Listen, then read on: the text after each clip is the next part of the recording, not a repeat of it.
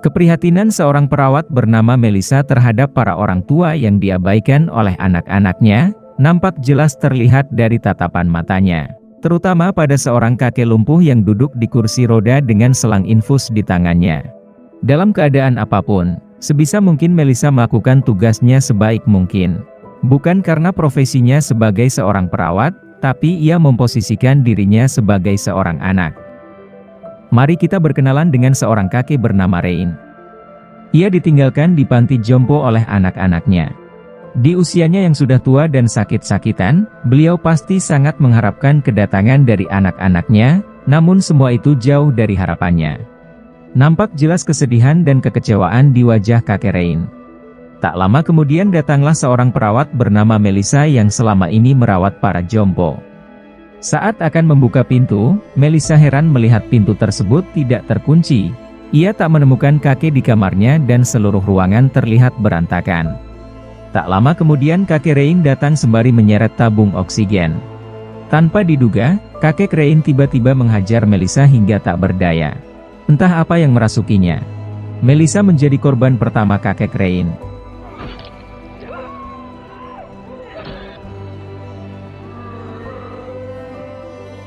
Beberapa minggu setelah kejadian tersebut, kita beralih ke satu keluarga yang sedang dalam perjalanan menuju kampung halaman menghadiri acara pernikahan adik Ella bernama Sana.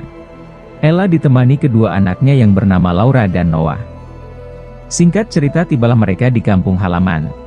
Sana dan calon suaminya bernama Malik menyambut kedatangan mereka dengan penuh sukacita. Ia menunjukkan rumah barunya yang dibangun oleh Malik. Sana meminta kakaknya untuk nginep di kamar orang tua mereka. Ella lantas bertanya keberadaan sang ayah. Jawaban Sana membuat Ella terkejut, di mana sang ayah telah dipindahkan ke panti jompo. Tanpa pikir panjang lagi, Ella segera mengajak adik dan putranya Noah menjemput sang ayah. Laura sengaja tak ikut, karena ia akan bertemu pacarnya yang juga teman masa kecilnya bernama Alex. Alex membawa Laura melihat patung leluhur yang terdapat nama E dan L, yang tak lain adalah nama orang tua Laura, Ella dan Lucas. Patung itu adalah simbol kebersamaan dalam keluarga dan menghormati para orang tua. Jika ada yang saling menyakiti, maka mereka akan mendapat kutukan. Kembali ke Ella. Di tengah perjalanan, tanpa sengaja mereka bertemu Lucas. Lucas adalah mantan suami Ella, ayah dari Laura Noah. Mereka berpisah karena Ella yang seorang pengacara, lebih memilih tinggal di kota. Setelah bercerai, ia menikah dengan seorang perawat bernama Kim yang kebetulan bekerja di panti jompo. Sepanjang jalan, seluruh rumah hanya dihuni oleh para lansia yang menatap ke arah Ella keluarga. Para lansia itu telah ditinggalkan oleh anak-anak mereka. Sungguh miris melihat pemandangan ini. Sesampainya di panti, terlihat banyak makanan berserakan di lantai. Mereka segera masuk mencari ayah Ella yang bernama Aike. Sontak semua tatapan tertuju ke keluarga Ella. Ia merasa sangat sedih melihat kondisi para lansia. Kakek Zilong tiba-tiba mendekati Ella dan memanggilnya, "Hana anakku, tolong selamatkan ayah." Dengan lembut Ella menjawab, "Maaf, aku bukan Hana." Tak lama kemudian Kim menghampiri mereka dan mengantarnya ke kamar Aike, ayah Ella dan Sana. Noah yang berpisah dari ibunya tiba-tiba dipanggil oleh seorang kakek yang terlihat beda dari lainnya, kita sebut saja Balmon. Entah bagaimana ia mengetahui keluarga Aike, tapi ia benar-benar mengantar Noah ke ruangan kakeknya.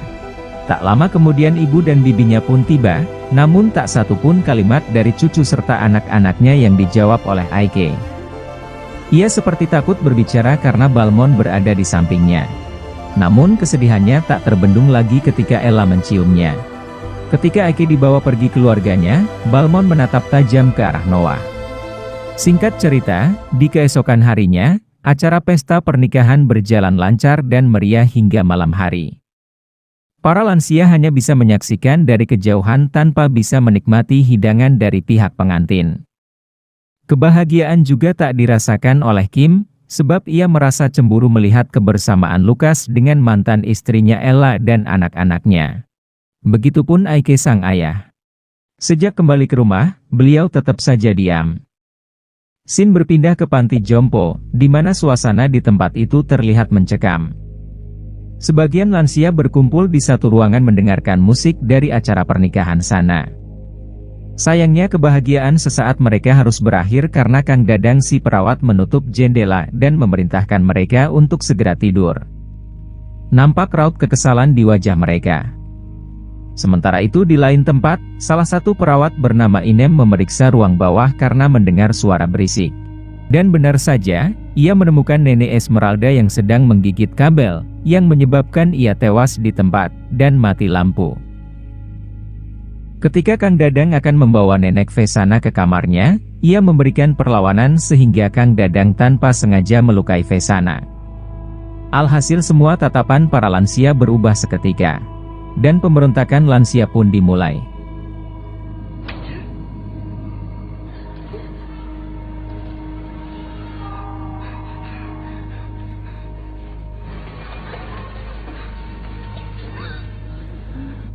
Semua perawat yang bertugas malam itu tewas.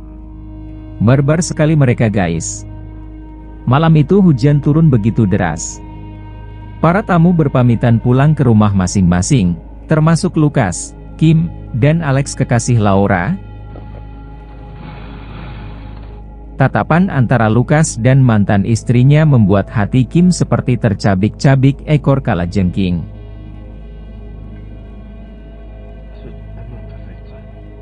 Sin berpindah ke Balmond yang secara diam-diam masuk ke rumah sana.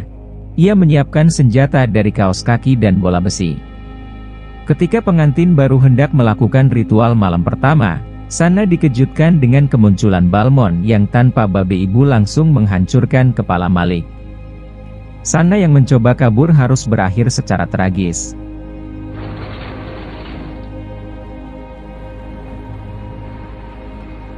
Hal serupa pun terjadi di rumah Lukas. Mereka yang baru saja tiba, dikagetkan dengan kemunculan salah satu lansia. Beberapa saat kemudian terdengar alarm mobil di mana-mana. Dan benar saja, telah terjadi kebakaran di desa. Mereka pun bergegas ke rumah Ella, namun perjalanan mereka terhenti dikarenakan ada 2 mobil yang terbakar. Ketika Lukas memeriksanya, betapa terkejutnya ia melihat geng lansia menghabisi para tamu yang hendak pulang. Mereka berdua langsung ngacir.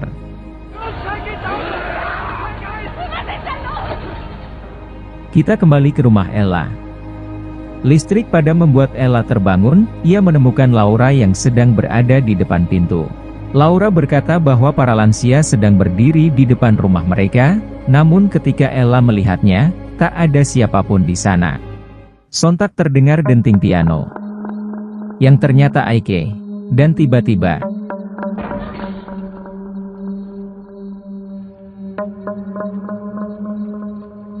melihat kakek Zilong, Ella menghampirinya. Ia yang masih menganggap Ella adalah Hana putrinya, memberikan selembaran Alkitab yang bertuliskan.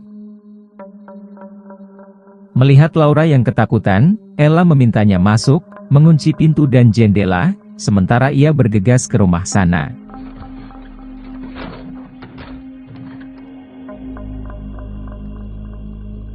Sesampainya di sana betapa syoknya Ella melihat adik dan iparnya tewas secara mengenaskan.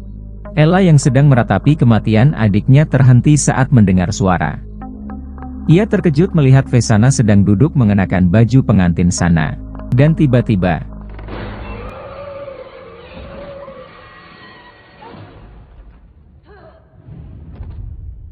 untung saja Ella berhasil kabur lewat jendela bersamaan dengan kedatangan Lukas dan Kim. Sesampainya di rumah, Laura berkata karena mendapat serangan dari para lansia, ia kehilangan Noah. Ella yang panik tak menemukan putra bungsunya segera mengambil pistol ayahnya dan dengan nekat mendatangi para lansia yang lengkap dengan alat tempurnya.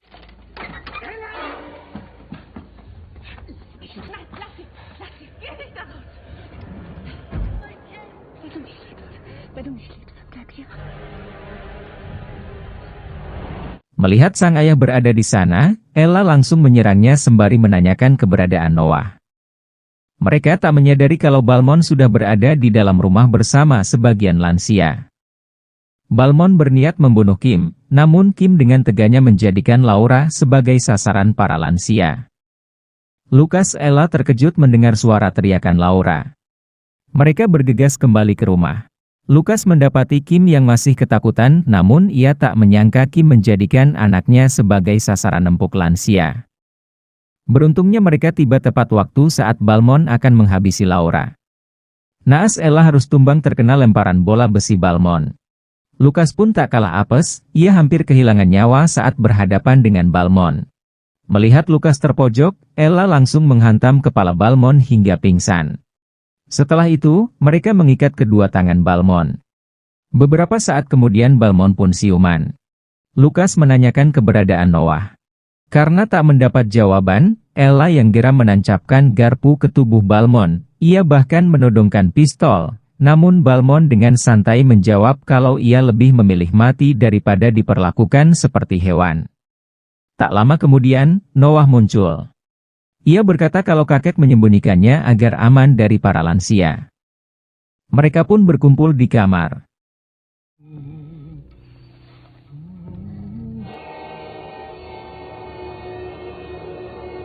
Ketika Ella ke toilet, Kim mengikutinya. Ia mengakui bahwa Lukas masih mencintai Ella hingga saat ini, meskipun dia telah menikah dengan Kim. Lukas bahkan sering menyebut nama Ella dan anak-anaknya dalam mimpi. Mendengar itu Ella meyakinkan Kim bahwa kedatangannya bukan untuk merebut Lukas. Ketika hendak kembali ke kamar, Ella terkejut melihat Kim membuka pintu. Terbakar api cemburu membuat Kim kehilangan akal, ia memukul Ella hingga pingsan lalu menyeretnya keluar dan mengunci pintu. Ella yang baru siuman melihat sang ayah memberikan kode untuk diam, namun tetap saja para lansia mengetahui keberadaannya. Mendengar teriakan Ella, Lukas dan anak-anaknya keluar. Kim yang ketahuan malah berniat menelan kunci itu agar Ella tak selamat. Untung saja Lukas berhasil menggagalkannya. Melihat perjuangan ayah dan anak menyelamatkan Ella, Kim yang akhirnya menyadari kesalahannya memilih mengorbankan diri menyelamatkan Lukas dan keluarga Ella. Lukas shock melihatnya. Ia hanya bisa menangisi kematian istrinya. Para lansia tak tinggal diam, mereka yang semakin beringas mencoba menerobos pintu dengan membakarnya. Lukas yang terluka parah dan kehabisan darah akhirnya tewas. Dengan terpaksa Ella beserta anak-anaknya kabur melalui jalan rahasia, namun para lansia berhasil mengejar mereka dan membunuh Ella.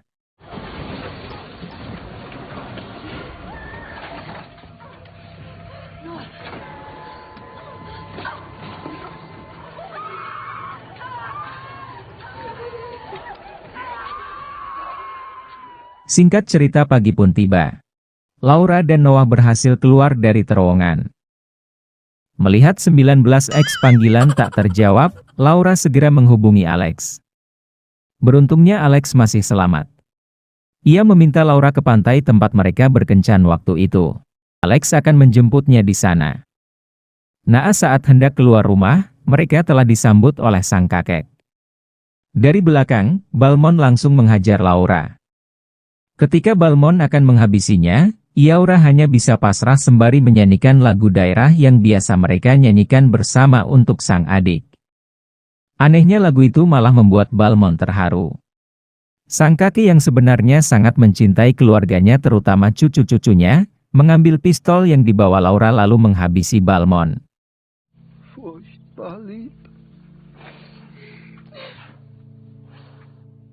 Setelah itu berangkatlah mereka menuju lokasi penjemputan. Di sana nampak seorang nenek yang menangisi kematian cucunya. Tak lama kemudian Alex pun tiba. Ia segera menyelamatkan keluarga Laura. Nampak puluhan lansia yang hanya bisa menyaksikan kepergian mereka. Dan tamat. Pesan dari film ini adalah, jadilah anak yang berbakti pada orang tua. Jadilah anak soleh dan soleha. Rawatlah serta bahagiakan orang tua kita selagi mereka masih hidup. Jangan pernah mengabaikan mereka, apalagi sampai dititipkan ke panti jompo. Udah. Itu aja. Mimin mau tidur. Bye-bye.